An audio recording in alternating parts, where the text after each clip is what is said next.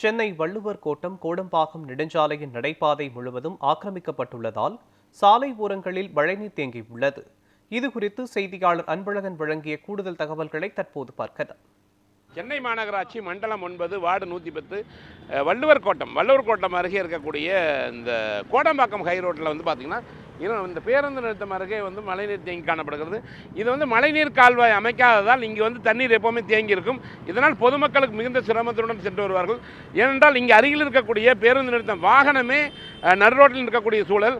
அந்த வாகனத்தில் இறங்கி செல்வர்களும் சிரமம், அதே போல் வாகனத்தில் இருக்கக்கூடிய அந்த இருசக்கர வாகன ஓட்டிலும் சிரமப்பட்டே ஓட்டுவார்கள்.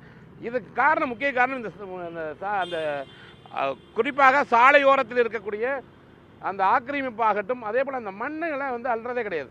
இப்போ அந்த மண் அல்லாதனால எப்போவுமே அந்த ஒரு கால்வாய் அமைக்கப்பட்டு அந்த வழியாக தான் அந்த மழைநீர் செல்லணும். அது போக மாட்டேங்குது. இதில் பார்த்திங்கன்னா ஒட்டுமொத்த பெரிய மழை வரும்போது அது போகும். ஆனால் இருந்தாலும் கூட இந்த இடத்துல நீங்களும் அந்த காட்சியை நம்ம விக்ரமன் காட்சிப்படுத்திட்டு வர்றாரு. குறிப்பாக இந்த இடம் பூரா முழுவதுமாகவே அந்த கழிவுநீர் தேங்கி காணப்படுகிறது. இது முக்கியமான இடம். அதிகமாக மக்கள் போகக்கூடிய இடத்துல இது நோய் தொற்று ஏற்படுத்தக்கூடிய ஆபத்தோடு உள்ளது. இதுக்கு மூல காரணம் என்னென்னா, இந்த இடத்துல எந்த விதமான மழைநீர் கால்வாயை அமைக்கலை. ஒவ்வொரு பிளாட்ஃபார்ம்லேயும் மழைநீர் கால்வாய் அமைக்கப்பட்டிருக்கும். ஆனால் இந்த பகுதியை பொறுத்த வரைக்கும் முக்கிய சாலையில் மழைநீர் கால்வாய் அமைக்கப்படல.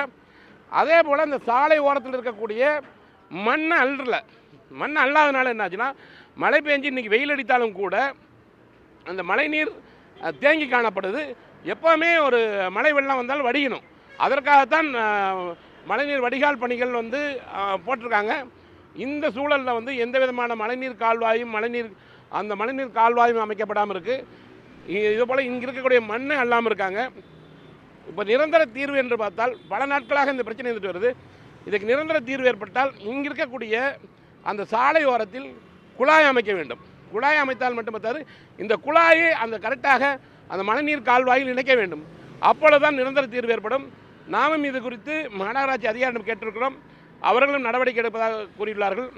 நிரந்தர தீர்வு என்பது இந்த இடத்துல குறிப்பாக மழைநீர் தேங்காமல் இருக்க வேண்டும் என்றால் சாலையோரத்தில் பைப்லைன் அமைத்து நேரடியாகவே அந்த மழைநீர் கால்வாயில் போய் கலக்க வேண்டும். கண்டிப்பாக நடவடிக்கை எடுப்பதாக மாநகராட்சி அதிகாரிகள் கூறியிருக்கிறார்கள். இது பொதுமக்கள் போக்குவரத்துக்கு இடைஞ்சலாக இருக்கும். அதே போல் நடைபாதை ஆக்கிரமிப்பு அதிகமாக உள்ளது. அந்த நடைபாதை ஆக்கிரமிப்பையும் உடனடியாகவே அப்புறப்படுத்த வேண்டும். அப்பொழுதுதான் இந்த மக்கள் எளிதாக இந்த பாதையை கடந்து செல்ல முடியும்.